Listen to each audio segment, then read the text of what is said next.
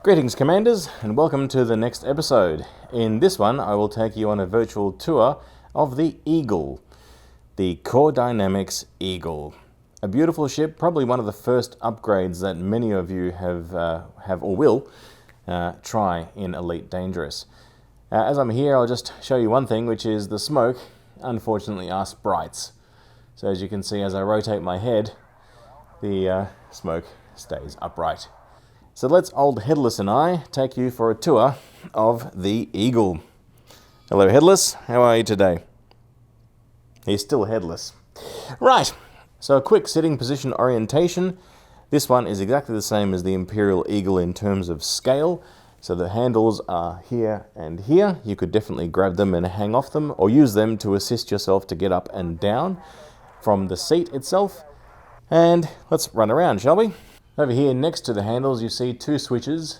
It just says lights. Doesn't get any more specific than that. Some sort of light switches. Good, thanks. A little light here perhaps.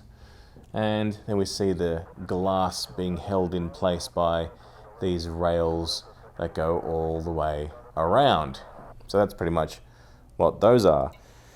Down here, most of the dash is made out of, looks like carbon fiber and formed plastic.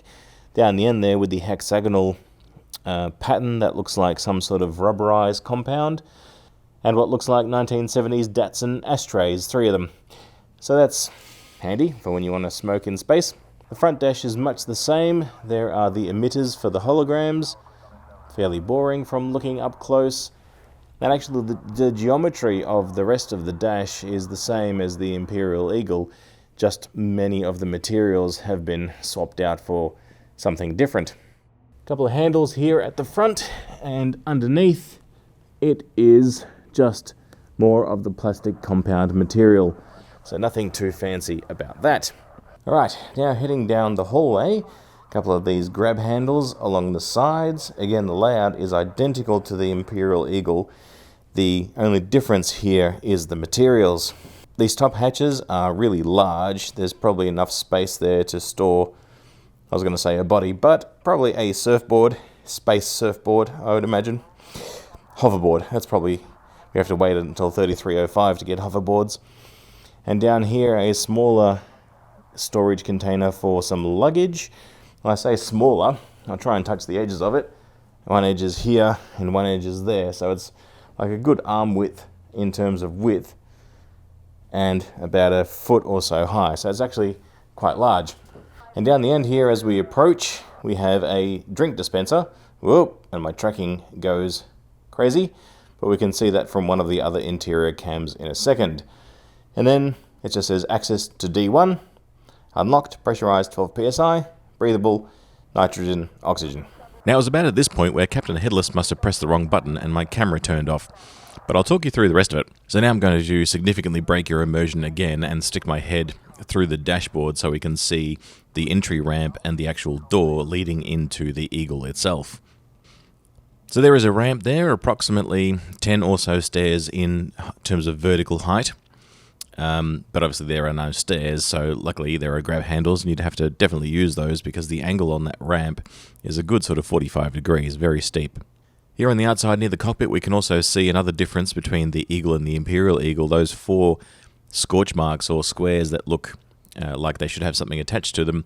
Should, because in the Imperial Eagle model there is actually a set of rails that comes up to the cockpit from the outside, sort of fighter pilot style that you might see even today.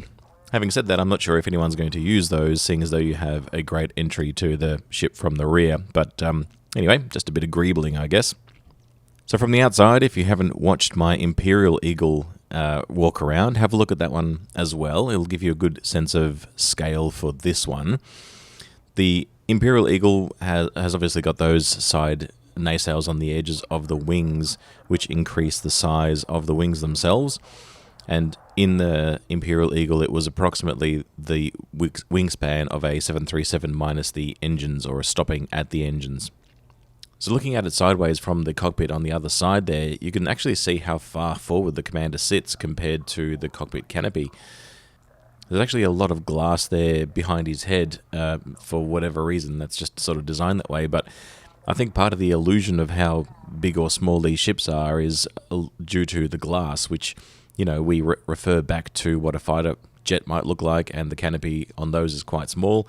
So that's actually another way that you can sort of look at the scale and assess how big these things are compared to modern day craft. And here you can see a closer up version of those 4 marks where the rails would be from the other side, a very low res holes for handles that are non-existent, which is a bit strange. I mean, it's a bit strange that they're on the Imperial Eagle, but it's also strange that they're not here. And then we have these lateral thrusters, which are actually quite sizable. You'd probably be able to get your arms around them in a hug, but that's about the size that they are, notwithstanding a little bit of clipping there through the handle. And hot surface, do not touch. Probably very good advice. So here we are on the roof of the Eagle, right near where the hardpoint hatch is on the roof. So I'm going to break your immersion again very significantly in a second when I stick my head through the roof, and you'll be able to see the interiors of the actual hardpoint itself. And there we are.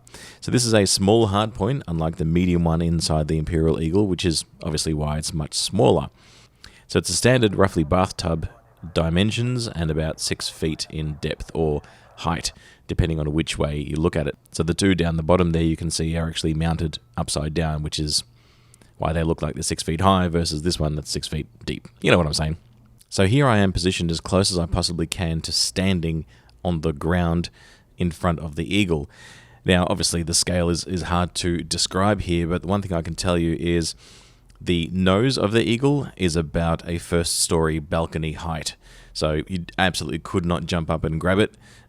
Maybe you could stick a basketball hoop on the very tip of it, and that'd be about the right height. Maybe a little bit higher than that is where the nose is.